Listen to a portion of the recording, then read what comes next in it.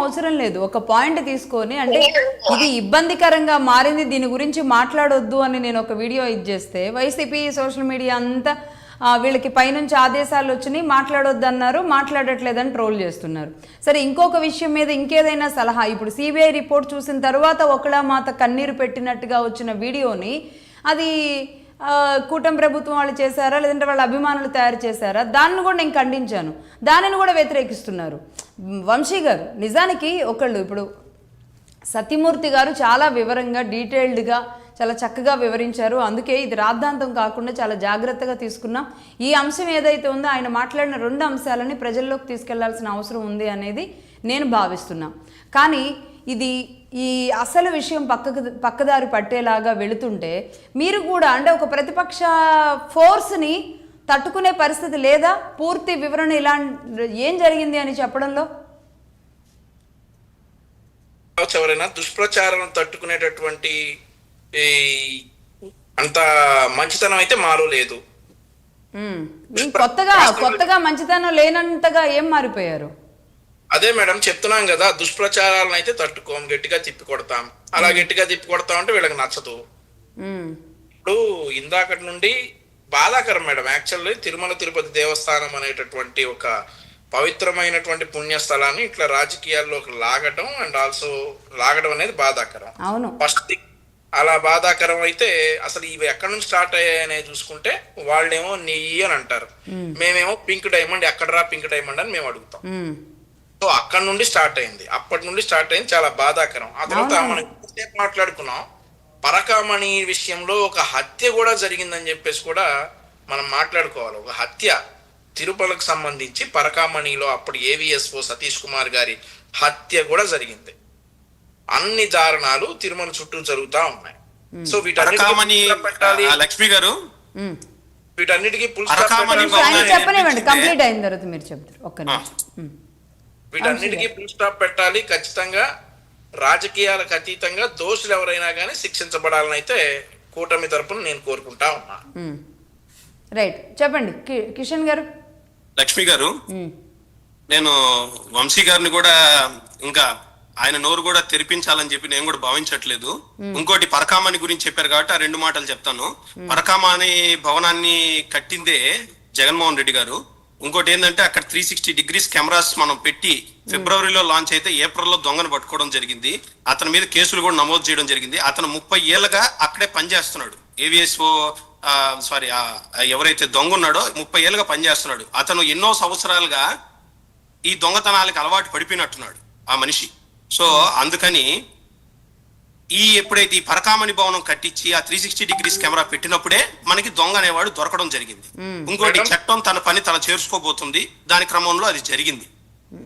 ఆ దొంగ ఎఫ్ఐఆర్ చేయించింది జగన్మోహన్ రెడ్డి గారు. ఇంకొకటి కూడా ఏంటంటే అండి, రాజకీయాలు తర్వాత సైలెంట్ చేసింది కూడా మీ ప్రభుత్వంలోనే, ఆ తర్వాత వెనక్కి తీసుకున్నది కూడా అండి. ఇంకొకటి ఏంటంటే లక్ష్మి గారు, నన్ను మాట్లాడించలేదు, మీరు కూడా నాతోనే డిబేట్ కి వస్తున్నారండి. చెప్తున్నా అంటే అది చెప్పండి. దొంగ దొరికింది వైసీపీ టైంలోనే, ఖచ్చితంగా ఆ దొంగని వదిలేసింది కూడా వైసీపీ టైంలోనే. మీరు తప్పుగా ఆలోచిస్తున్నారు. మొత్తం చెప్పేది వినండి. మీరు చెప్పినంతసేపు నేను వింటున్నాను కదా. ఇప్పుడు అలాగే హైకోర్టు చెప్పే వరకు అతడి మీద కేసు నమోదు చెయ్యనిది కూడా కూటమి ప్రభుత్వం. చెప్పండి.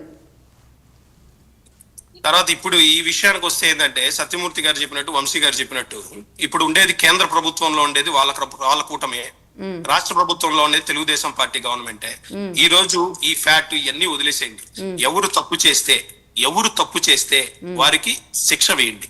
మీరున్నారు అధికారంలో, కేంద్రంలో మీరున్నారు అధికారంలో. నిజంగానే జగన్మోహన్ రెడ్డి గారు తప్పు చేశారంటే మీరు శిక్ష వేయండి. జరగని పక్షంలో మీ మీద మీరు ఎట్లా శిక్ష వేసుకునే అంత పెద్దవారు కాదు కానివ్వండి, దేవుడు అనేవాడు ఉంటాడు, మీకంటూ ఒక శిక్ష రాసి పెట్టుంటాడు. అది జరగద్దని చెప్పని మేము భావిస్తా ఉన్నాము. వెంకటేశ్వర స్వామి గురించి ఇంకా దయచేసి ఇంకా మాట్లాడొద్దు, ఇంక వదిలేయండి. సత్యమూర్తి గారు చెప్పారు కదా. అంటే కిషన్ గారిని మీరు ఒకటి యాక్సెప్ట్ చేయాలండి, ఈయన పార్టీ ఎజెండాతో అయితే మాట్లాడలేదు. అంటే నిజంగా మీకు అర్థమయ్యే విషయం, స్టార్టింగ్ నుంచి ఆయన ఒక భక్తుడుగా నాన్ వెజ్ ముట్టుకొని వ్యక్తిగా ఆయన చెప్తున్నారు, దానిని యాక్సెప్ట్ చేయొచ్చు కదా మేడం ఒకటి పరకామణి గురించి వచ్చింది కాబట్టి ఆ మీరు తర్వాత తీసుకొచ్చారన్న పరకామణి. పరకామణి గురించి మేం కాదు బ్రదర్, ఆల్రెడీ ఇప్పుడు మీరు చెప్పారు అంటున్నాను. ఆల్రెడీ నడుస్తా ఉంది. నేను చెప్పడం వల్ల నేను చెప్పకపోవడం వల్ల అది సబ్సైడ్ అవ్వదు, దాని పని అది చేసుకుంటా పోతది.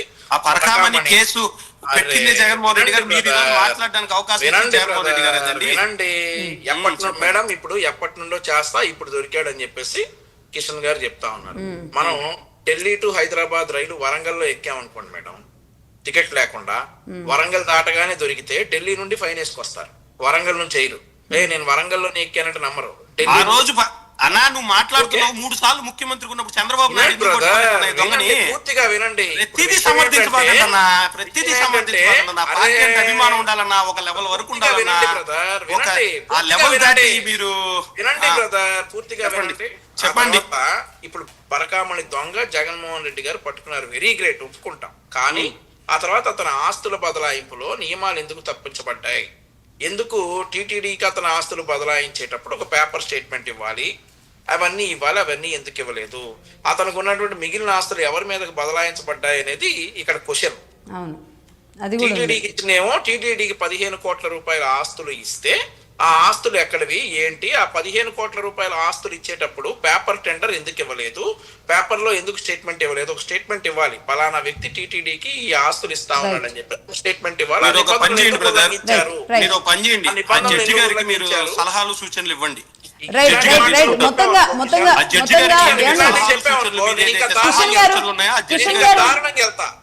మీరు చెప్పే మాటలని జడ్జి గారికి చెప్పండి, వింటారు. ఇట్లాంటి చెప్తే నేను ఇంకా ఎలా తీర్పియాలనేది వ్యక్తిగతంగా నేను వెళ్ళమంటావా? వ్యక్తిగతంగా లేండి బ్రదర్, నేను ఇందా నుంచి మర్యాదగానే మాట్లాడుతున్నా. ఫస్ట్ నుంచి ఫన్నీ అంటావు, వ్యక్తిగతంగా నువ్వు మాట్లాడుతున్నావు. నీకు అధికార బలంతో, అధికార వ్యామోహంతో, అధికార మతంతో అధికారంతో మాట్లాడుతున్నావు. నేను అన్న అనే సంబోధిస్తున్నాను, వంశీ గారు అనే సంబోధిస్తున్నాను. మీరు ఈ డిబేట్ సంబంధించిన వర్షంలో ఎప్పుడు నా మర్యాద ఇలా అయినా నేను ఎక్కడ నేను మర్యాదగానే మాట్లాడుతున్నాను. కేవలం ఇది మగధా న్యూస్ కాబట్టి నేను మీతో మర్యాదగా మాట్లాడుతున్నాను, కాబట్టి మీతో మర్యాదగా మాట్లాడుతున్నాను. జగన్మోహన్ రెడ్డిని క్లాసులు చెప్పమనండి, దేశాన్ని ఎలా దోచుకోవాలో. నేను జడ్జి గారికి చెప్పండి. లోకేష్ ముఖ్యమంత్రి చేసుకోవడానికి ఎగబడుతున్నాడే మీ చంద్రబాబు నాయుడు, ఎగబడుతున్నాడే హిందువులు మనోభావాలను ఎగబడుతున్నాడే. చెప్పండి బుద్ధి, చెప్పండి భయ్యా బుద్ధి. ఇలా చెప్పకూడదు తినొచ్చు, ఇలా లేపేయచ్చు, ఇలా తల్లిని చెల్లిని కామెంట్ చేయొచ్చు, ఇలా తల్లి పాలిటిక్స్ కామెంట్ చేయొచ్చు.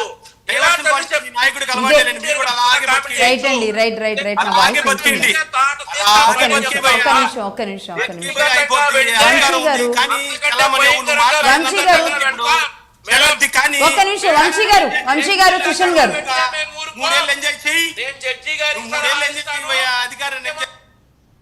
ఒక్క నిమిషం. వంశీ గారు కిషన్ గారు ఇద్దరు వాయిస్ మ్యూట్ లో ఉంది, ఒక్క నిమిషం ఆగండి.